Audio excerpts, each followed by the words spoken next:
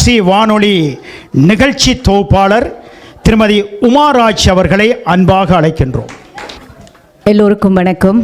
கண்டிப்பாக இன்றைய சிறப்பான நிகழ்வு மான்ட்ரியலிலே பல மேடைகளிலே பல நிகழ்வுகளை பார்த்திருக்கின்றோம். ஒவ்வொரு மேடைகளுக்கும் ஒவ்வொரு அழகு இருக்கின்றது. ஆனால் இந்த மாதிரியான திருக்குறள் நிகழ்வுக்கு அந்த நிகழ்வுடைய குழந்தைகளும் அம்மாமார்களும் தான் அழகு. எங்கே அவர்களுக்கு மிகப்பெரிய ஒரு கரகோஷம் கண்டிப்பாக கொடுத்தாக வேண்டும். என்னவென்றால் அவ்வளவு அழகாக, அதாவது எப்படி சொல்வது, குரலை கேட்பதா, குழந்தைகளை பார்ப்பதா, பெற்ற தாய் தந்தையரை பார்ப்பதா அப்படின்ற மாதிரி உற்சாகமாக பேசியிருந்தீர்கள். இந்த இயற்கைக்கு நாம் மட்டும் சுத்தமாக இல்லாமல் நாம் இருக்கின்ற சுற்றாடல் எப்படி சுத்தமாக இருக்க வேண்டும் அப்படி என்பதிலே ரொம்ப அழகாக உங்களுடைய அந்த எல்லா பெண்களும் ஒவ்வொரு விடயங்களை எடுத்துக்கொண்டது ரொம்பவே கேட்பதற்கும் பார்ப்பதற்கும் ரொம்ப சுவாரஸ்யமாக இருந்தது. ஆனால் இந்த நிகழ்விலே குழந்தைகள் அவ்வளவு அழகாக திருக்குறள், அதாவது நடனமாகட்டும் பாடலாகட்டும் எல்லாமே ரொம்ப அழகாக அற்புதமாக ஆசிரியை அவர்கள் ரொம்ப அழகாகவே இந்த நிகழ்வை ஒரு நிலைப்படுத்தி இருக்கின்றார்கள். அவரை கிட்டத்தட்ட நான் நினைக்கின்றேன் பல வருட காலங்கள் வானொலியூடாக கடமையாற்றுகின்ற பொழுது சிறுவர் நிகழ்ச்சியினூடாக ஆசிரியர் தயாபரி சர்மா ஆசிரியரோடு நான் கடமையாற்றியிருக்கின்றேன். அப்பொழுது அந்த நாள் தொடக்கம் இந்த நாள் வரை அவருடைய குழந்தைகளை வளர்க்கெடுக்க வேண்டும். அதாவது இந்த திருக்குறளை பற்றி குழந்தைகளுக்கு இலவசமாக கற்றுக் கொடுப்பது மிக சிறந்த ஒரு விடயம். அது மான்ட்ரியலிலே யாரும் செய்யாத ஒரு விடயம். இது ஒரு மிக அழகான ஒரு நிகழ்வு. அதிலே பேசுகின்ற நிறைய விடயங்கள் உங்களுடைய காதுகளுக்கு கேட்க வேண்டும். அதாவது அவ்வளவு இனிமையாக இருந்தது ஒவ்வொரு குறளுமே. அந்த குறளிலே சொல்லப்படுகின்றது ஒரு மனிதனுடைய வாழ்க்கை முறைகள். அதாவது எப்படி சொல்வது, இந்த குழந்தைகள் அழகாக சொல்லியிருந்தார்கள், இல்லை சண்டை படைக்கக்கூடாது, கோபப்படக்கூடாது, ஒரு மனிதனோடு எப்படி இனிமையாக பேச வேண்டும், இந்த மாதிரி எல்லாமே அந்த குறளிலே சொல்லப்படுகிறது. ஆகையினால் நான் திருக்குறளை பற்றி எல்லாம் பேச வரவில்லை. இந்த குறளிலே ரொம்ப அழகாக பாடல் மூலமாக அந்த குறளுடைய சிறப்பான சில விடயங்களை எடுத்து வந்தவர்களை பாராட்டு முகமாக, அது மட்டுமல்லாமல் அவருக்கு தயாபரி சர்மா ஆசிரியைக்கு ஒரு பெரிய நன்றி சொல்ல வேண்டும். இந்த நிகழ்வுக்கு முன்னதாக இந்த திருக்குறள் நிகழ்ச்சி எப்படி செய்வது ஒரு கடினமாக இருக்கும். அதாவது வைத்தியர்கள் எப்பொழுதுமே கசப்பான சில விடயங்களை சாப்பிட சொல்லும் பொழுது எல்லோருக்குமே கசப்பாக இருக்கும். ஆனால் இனிப்பான சில விடயங்களை கற்றுக்கொள்ளும் பொழுது, சாப்பிடும் பொழுது அது ரொம்பவே இனிப்பாக இருக்கும். அதே போன்றுதான் இந்த திருக்குறளை நீங்கள் கற்றுக்கொள்வது ரொம்பவே கடினமாக இருக்கிறது. நிறைய, அதாவது எப்படி சொல்வார்கள், இமயமலைக்கு ஒரு பொன்னாடை போத்த முடியுமா? போத்த முடியாது, இல்லை. அதே மாதிரி தான் இந்த திருக்குறளும் அவ்வளவு பெரிது. அதிலே நிறைய விடயங்கள் நாம் கற்றுக்கொள்ளக்கூடிய விடயங்கள் இருக்கின்றது. அதை உங்களுடைய குழந்தைகள் மூலம் இன்று மான்ட்ரியலிலே சில பேருக்கு அப்படியே கொஞ்சம் செவி சாய்த்து, ஓஹோ, நம்முடைய குழந்தைகள் இப்படி ஒரு திருக்குறள் என்ற ஒரு நிகழ்வு இருக்கிறதா, இதற்குள் இவ்வளவு அர்த்தங்கள் உள்ளடக்கப்பட்டிருக்கிறதா அப்படின்ற மாதிரி கண்டிப்பாக பார்த்து கொண்டிருப்பார்கள். அதே நேரலையூடாக, ஐத்தமிழூடாக, மொன்தமிழூடாக, மான்ட்ரியல் மட்டுமல்லாமல் உலகெங்கும் வாழ்கின்ற எல்லோரும் இந்த திருக்குறளுக்கு எவ்வளவு முக்கியத்துவம் கொடுக்க வேண்டும் என்பதற்காக இன்றைய ஊடகங்களும் இந்த நிகழ்வினை நேரலை செய்து கொண்டிருக்கின்றார்கள். கண்டிப்பாக எல்லோருக்குமே வாழ்த்துக்கள். இந்த நிகழ்வினை தயாபரி சர்மா ஆசிரியை நான் நீண்ட நேரம் எடுத்துக்கொள்ளவில்லை. காரணம், இன்னும் நிகழ்ச்சிகள் இருக்கின்றது. ஆசிரியை அவர்களை நான் அன்போடு ஒரு சில நிமிடங்கள் இங்கு வருமாறு உங்கள் அனைவருடைய சார்பாகவும் கண்டிப்பாக இங்கு இருக்கின்ற பெற்றோர்கள் சார்பாக அவரை நாங்கள் வாழ்த்தி கொள்ள வேண்டும். அவருக்காக ஒரு சின்ன கௌரவிப்பு. ஆசிரியைக்கு வானொலி தொலைக்காட்சி புகழ் அறிவிப்பாளர் உமாராஜ் அவர்களின் கௌரவம் கிடைக்கின்றது. மண்டபம் நிறையட்டும். நன்றி. தொடர்ச்சியாக உமாராஜுக்கான ஒரு கௌரவம் இடம்பெறப் போகின்றது. ஆசிரியை தயாபரி சர்மா அவர்கள் இந்த கௌரவத்தினை வழங்கி வைக்க இருக்கின்றார். சிறப்பு கௌரவம், சிறப்பு பேச்சினை வழங்கிய உமாராஜ் வானொலி தொலைக்காட்சி புகழ் சிறப்பு அறிவிப்பாளருக்கு இந்த கௌரவம் வழங்கி வைக்கப்படுகின்றது. நன்றி. வாய்மை என்ற அதிகார விளக்கம் இடம்பெறப் போகின்றது. செல்வி ஜெயதுர்கா தயாகரன் அவர்களின் வாய்மை என்ற அதிகாரத்தின் விளக்கத்தினை இப்பொழுது சிறப்பாக கேட்டு மகிழப் போகிறோம். இந்த சபையில் நிறைந்திருக்கும் அனைவருக்கும் வணக்கம். வாய்மை வாய்மை என்றால் என்ன என்று பொய்யாமொழி புலவர் திருவள்ளுவர் 30வது அதிகாரத்தில் மிக சிறப்பாக கூறியுள்ளார். வாய்மை எனப்படுவது யாரின் யாரொன்றும் தீமையில்லாத சொல்லல். வாய்மை எனப்படுவது வாய்மை என்றவிட தீமை செய்யாது சொல்லும் சொற்களே ஆகும். அதனால் தான் எல்லா அறங்களுக்கும் அடிப்படையான அறம் வாய்மை என்றும் உண்மை பேசுதல் என்றும் ஆகும். வாய்மையை மட்டும் நாம் கடைபிடித்தால் மற்ற தர்மங்களான தான தர்மங்கள் விரதங்கள் போன்றவற்றை கடைபிடிக்காவிட்டாலும் அதனுடைய பலனை உண்மை பேசுதல் மூலம் பெற முடியும் என வள்ளுவர் சொல்லுகிறார். நாம் நமது உடலை சுத்தமாக்க நீராற்றுதல் போல் நாம் நமது உள்ளத்தை சுத்தமாக்க உண்மை பேச வேண்டும். இதையே வள்ளுவர் புறன் தூய்மை நீரானமையும் அகன் தூய்மை வாய்மையால் காணப்படும் என்கிறார். தொடர்ந்து உண்மை என்னும் பொழுது அந்த உண்மை நாம் பேசுகின்ற இடம் மிக முக்கியமானதாகும். அதாவது ஒருவருக்கு குற்றமற்ற நன்மையை கொடுக்குமானால் நாம் பேசுகின்ற பொய்யான சொற்களும் வாய்மை என கருதப்படும். இதையே தேவப்புலவர் பொய்மையும் வாய்மையிட்ட புரிதீண்ட நன்மை பயக்கம் என்கிறார். ஆகவே நாம் எமது மனதிற்கு விரோதமாக பொய் சொல்லாமல் வாழ்ந்தால் நாம் எல்லோர் மனதில் நல்லவர்களாக வாழ்ந்து வாழ்வில் வெற்றி பெறுவோம். உள்ளத்தார் பொய்யாதுலகின் உலகத்தார் உள்ளத்துள் எல்லாம் உளன். இதுவரை எனது பேச்சை செவிமடுத்த அனைவருக்கும் நன்றி, வணக்கம்.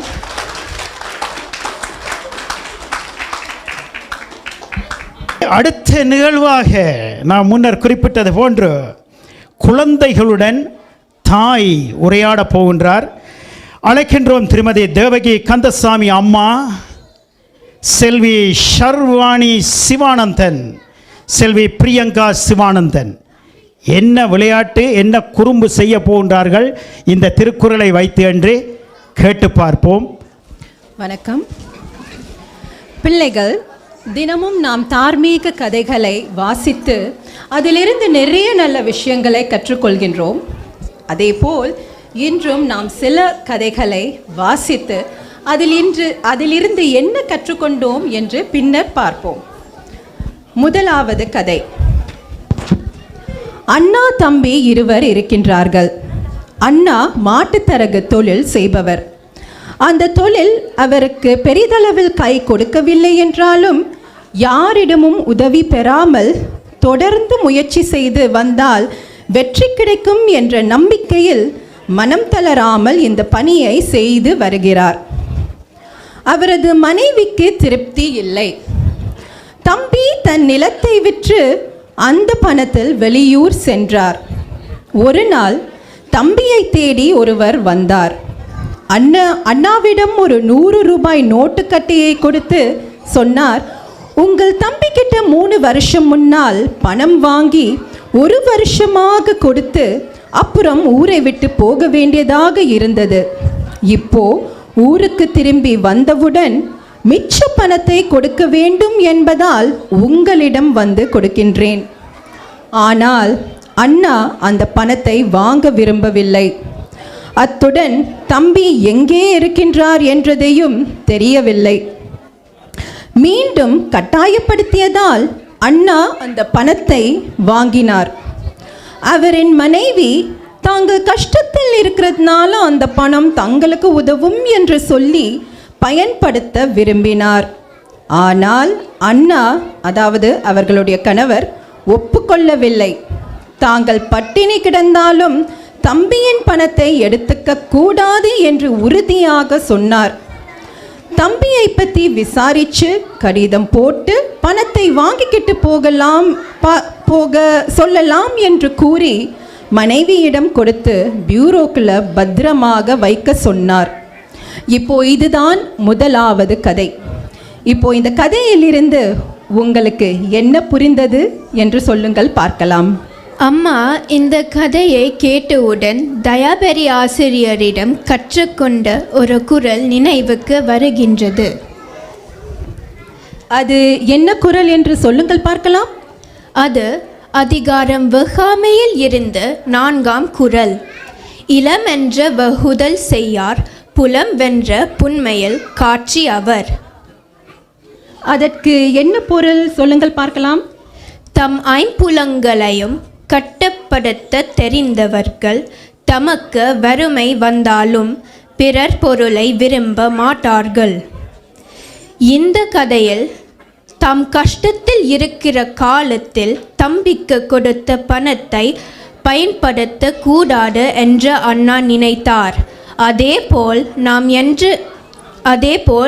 நாம் எந்த கஷ்டத்தில் இருந்தாலும் பிறர் பொருள் மீது ஆசைப்படக்கூடாது. முயற்சி செய்து சொந்த சம்பாத்தியத்தில் வாழ வேண்டும்.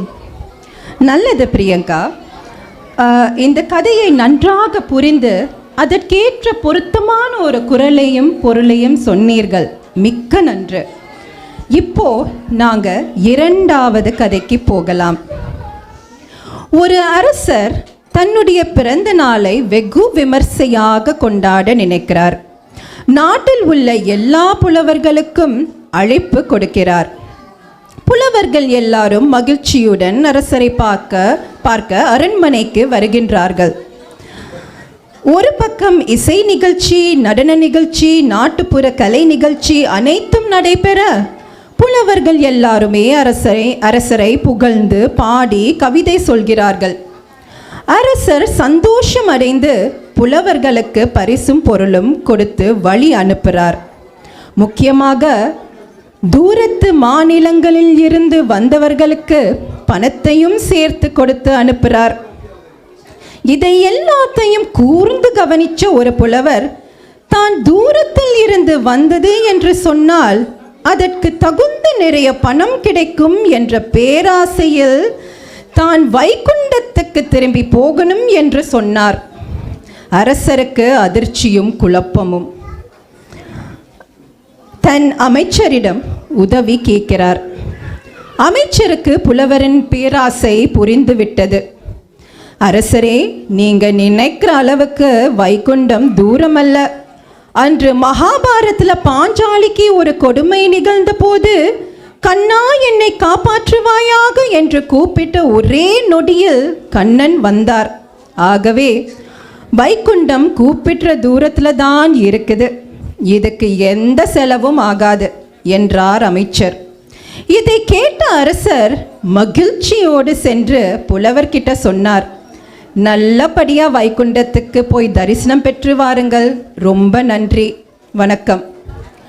புலவருக்கு ஒரே வேதனை. பேராசைப்பட்டு பெரும் நஷ்டமா போச்சுதே. இதுக்கு பேசாம பக்கத்து ஊருக்கு போகணும் என்று உண்மையை சொல்லி இருந்தா 10 ரூபாய் கூட கொடுத்து அனுப்பியிருப்பார் அரசர். அவமானப்பட்டு சென்றார் புலவர். இதுதான் 2வது கதை. இந்த கதையிலிருந்து உங்களுக்கு என்ன புரிந்தது சொல்லுங்கள் பார்க்கலாம். அம்மா, இந்த கதையை கேட்டவுடன் தயாபரி ஆசிரியரிடம் கற்றுக்கொண்ட ஒரு குரல் நினைவுக்கு வருகின்றது. அது என்ன குரல் என்று சொல்லுங்கள் பார்க்கலாம். அது அதிகாரம் வெகாமையில் இருந்த 5வது குரல். அஹி அகன்ற அறிவன்னாம் யார் மாட்டும் வெஹி வெறிய செயன். அதன் பொருள், அதன் அர்த்தம் என்ன என்று சொல்லுங்கள் பார்க்கலாம். நாம் எவ்வளவு கூர்மையாக கணக்கு விஷயங்களை படித்து அறிவு இருந்தாலும் நாங்கள் மற்றவர்களுடைய பொருளை எடுக்க விரும்பினால் நாங்கள் பெற்ற அறிவால் எந்த விதத்தில் பிரயோசனம் இல்லை. இந்த கதையில் பேராசைப்பட்ட புலவர் தான் தூரத்தில் இருந்து வந்தது என்று பொய் சொல்லி அதவருக்கு பெரும் நஷ்டமாக போய்விட்டது. அவர் எதிர்பார்த்ததற்கு மாறாக சிறிதளவு பணம் கூட கிடைக்கவில்லை. வேதனைப்பட்டு அவமானத்தோடு புலவர் வெறும் கையுடன் சென்றார். நல்லது ஷர்வானி. நீங்களும் இந்த கதையை ரொம்ப நன்றாக புரிந்து அதற்கேற்ற ஒரு அற்புதமான ஒரு குரலையும் பொருளையும் சொன்னீர்கள். மிக்க மகிழ்ச்சி. திருவள்ளுவர் 1330 குறள்களை எழுதியுள்ளார். இந்த குறள்களை நாம் படித்து அறிந்து நம் அன்றாட வாழ்க்கையில் பயன்படுத்தி நல்ல மனிதர்களாய் நாம் வாழ்வோம். நன்றி, வணக்கம். இப்பொழுது எங்களுடைய குடும்பத்தின் சிறப்புமிக்க கௌரவம் தயாபரி சர்மா ஆசிரியைக்கு இடம்பெறப் போகின்றது. அழைக்கின்றேன் தேவகி, கந்தசாமி பிள்ளைகள் இருவரும். என்னுடைய துணைவியாருக்கு ஓவியம் வரைதல் என்பது கைவந்த கலை. அவருடைய கைப்பட வரைந்த திருவள்ளுவரின் அழகான திருவுருவப்படம் திருமதி தயாபரி சர்மா அவர்களுக்கு நினைவு பொக்கிஷமாக குடும்பத்தின் சான்றாக இதனை வைத்து கொள்ளுமாறு அன்பாக கேட்டுக்கொண்டு அவரை மேடைக்கு அழைக்கின்றேன். ஒருமித்த கரகோஷம் ஒலிக்கட்டும். அழகாக காட்டுங்கள். திருவள்ளுவரின் நாமம். ஒரு சைவ புலவர், நாயனார் என்று போற்றப்படுகின்ற திருவள்ளுவர் அகர முதல எழுத்தெல்லாம் ஆதி பகவன் முதற்றே உலகு என்ற ஆதி பகவன் சிந்தனையோடு இந்த நினைவு பொக்கிஷம் ஆசிரியை திருமதி தயாபரி சர்மா அவர்களுக்கு வழங்கி வைக்கப்படுகின்றது. நன்றி, அனைவருக்கும் நன்றி. நன்றி.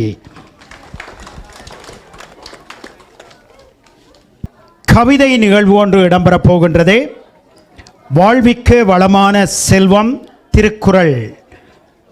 வாழ்விற்கு வளமான செல்வம் திருக்குறள். திருமதி உதயா பத்மநாதன் அவர்களை அன்பாக மேடைக்கு வருமாறு அழைக்கின்றேன். அனைவருக்கும் மின்னேற மாலை வணக்கத்தை தெரிவித்துக் கொண்டு, செம்மொழி இது எம்மொழி, சிதைதொரு தொன்மொழி, முன் தோன்றிய நன்மொழி, கிடையாதொரு தன்மொழி என தமிழை வணங்கி கவியை தொடர்கின்றேன். வாழ்விற்கு வளமான செல்வம் திருக்குறள். இருவரியில் வாழ்வு நெறி திருக்குறள். புரளாது வாழ்ந்திடுவோம் அந்நெறியுடனே. முப்பாலான நல்வழி காட்டி தப்பாது நடப்போம் அவ்வழியொட்ட. எம்மவர் வாழ்வுக்கு உரைக்கும் முற்ற உபதேசம் இத்திருக்குறள். கற்றுத்தெளிந்து வாழ்ந்திடுவோம் வாழ்வில் நிறைந்திடும் சந்தோஷம். தூயதான வாழ்வினுக்கு நற்றவர் பலனால் கிடைத்த கையேடு திருக்குறள். தினம் வாழ்வினிலே தித்திக்கும் இனியகனி திருக்குறளாம்.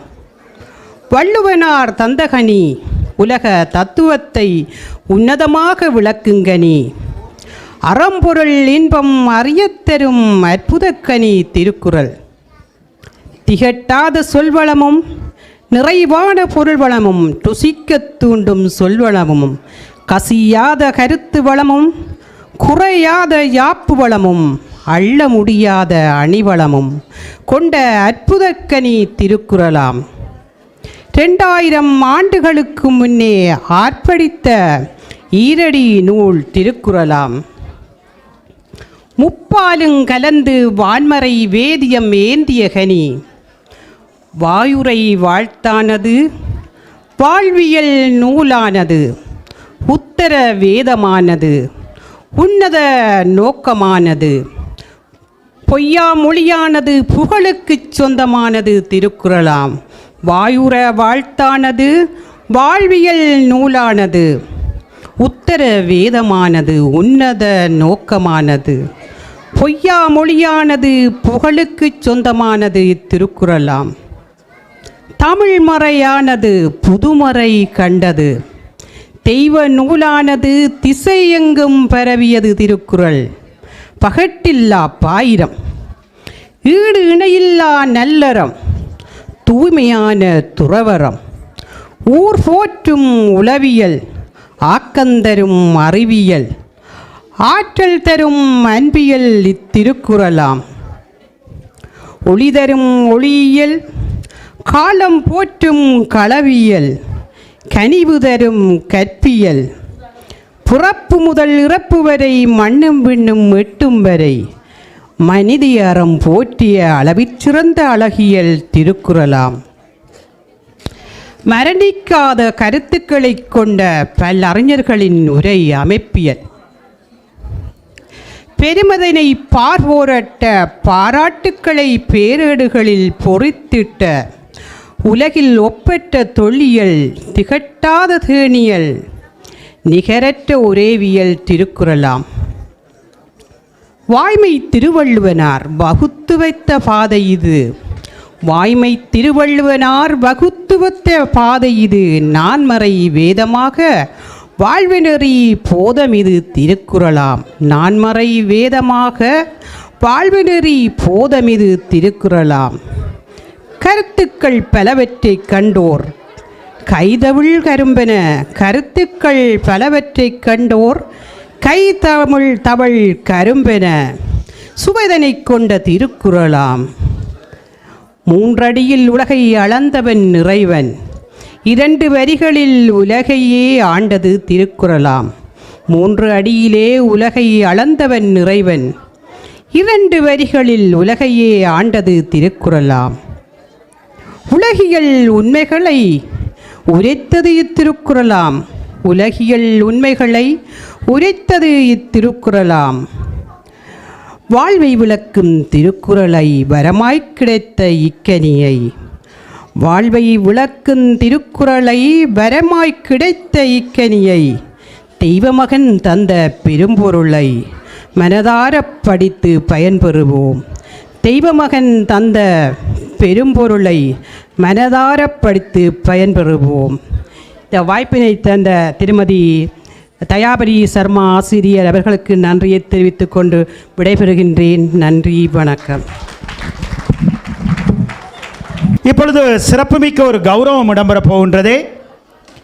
சாத்விக ஓசை மொன்றியல் பெற்றோர்களும் மாணவர்களும் இணைந்து ஆசிரியை திருமதி தயாபரி சர்மா அவர்களுக்கு சர்ப்ரைஸ் சிறப்புமிக்க கௌரவம் மாலை அணிவித்து அவருக்கு சிறப்பு கௌரவம் கொடுத்து பாமாலை பாடப் போகின்றார்கள். எங்கே உங்களுடைய உற்சாகம் ஆரம்பத்திலே சந்தோஷமாக இருக்கின்றது. ஆசிரியை தயாபரி சர்மா அவர்களை மேடைக்கு அழைக்கின்றேன். அனைத்து பெற்றோர்களும் வருகை தர வேண்டும். மாணவ செல்வங்கள் எல்லோரும் சேர்ந்து இந்த நிகழ்வினை அழகாக நகர்த்தி செல்ல போகின்றார்கள். உற்சாகம் ஒலிக்கட்டும், கரகோஷம் ஒலிக்கட்டும். ஆசிரியையின் சேவை மென்மேலும் வளர வேண்டும். இலவசமான சேவை, இப்படியான சேவைகளை செய்ய மனமோந்து வருபவர்கள் அரிது. எனவே இந்த தருணம் ஒரு மகிழ்ச்சியான தருணம். எல்லோரும் ஆனந்த களிப்போடு கரகோஷம் கொடுங்கள். இந்த மகிழ்ச்சியான தருணத்தை திருவள்ளுவரின் அழகான சிலையோடு கணேஷா விருந்து பசார மண்டபத்திலே சிறப்பு நிகழ்வாக இடம்பெற்றுக் கொண்டிருக்கின்ற திருக்குறள் விழா வள்ளுவனின் நாமத்தினை உலகமெங்கும் பரவச் செய்கின்ற சிறப்பு விழாவிலே ஆசாள் திருமதி தயாபரி சர்மா அவர்களுக்கு சிறப்பு விருது இப்பொழுது மாலை அணிவித்து கௌரவம் இடம்பெறுகின்றது. கௌரவிப்பு இடம்பெறும் பொழுது எங்கே கரகோஷம் ஒலிக்கட்டு. நன்றி நன்றி நன்றி கூறிக்கொண்டே இருக்க வேண்டும். நிச்சயமாக இலவச சேவை எத்தனை வருடம், 1 2 அல்ல 15 வருடங்களுக்கு மேலாக செய்திருக்கின்றார். எங்களுடைய பிள்ளைகள் எல்லாம் இந்த பயன்பாட்டை பெற்றிருக்கின்றார்கள். இப்பொழுது சிறப்பு கௌரவம் இடம்பெறுகின்ற இந்த வேளையிலே அவருக்காக திருக்குறள் திருவள்ளுவரின் நாமத்தை சுமந்த சிலை வடிவம் எங்கே கரகோஷம் ஒலிக்கட்டும். நன்றி. இப்பொழுது ஆசிரியைக்கு சிறப்பு பாமாலை விருது அங்கே கொடுக்கின்றார்கள். அதனை வாசித்து நீங்கள் சமர்ப்பணம் செய்ய வேண்டும். அழகாக உச்சரியுங்கள், வாசியுங்கள். நன்றி. Satvika Osai Montreal Appreciation Award presented to Mrs. Jnanaloga Dayabari Ambal Dirinyana Sambandha Sarma in appreciation of her excellent contribution in teaching Thirukkural. Thank you.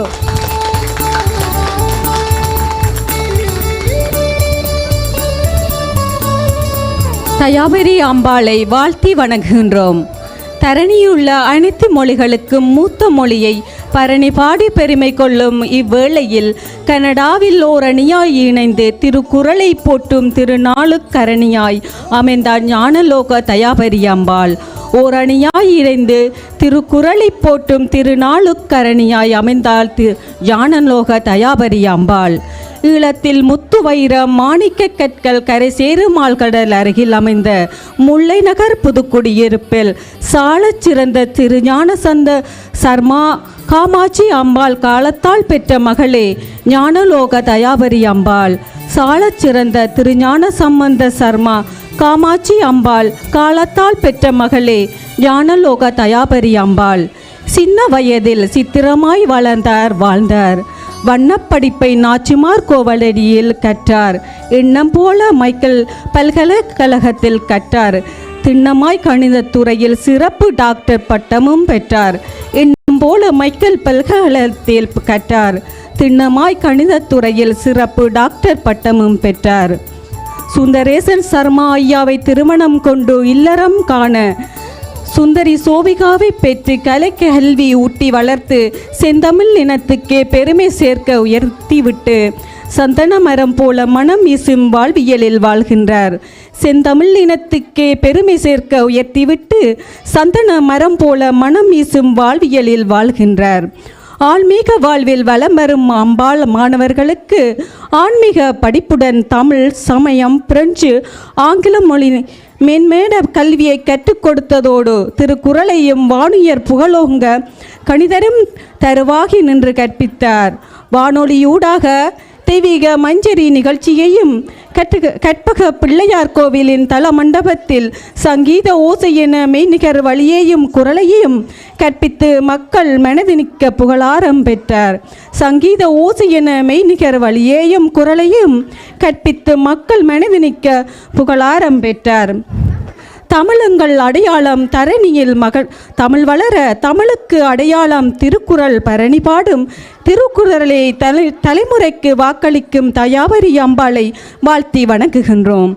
திருக்குறளை தலைமுறைக்கு வாக்களிக்கும் தயாபரி அம்பாளை வாழ்த்தி வணங்குகிறோம். நன்றி.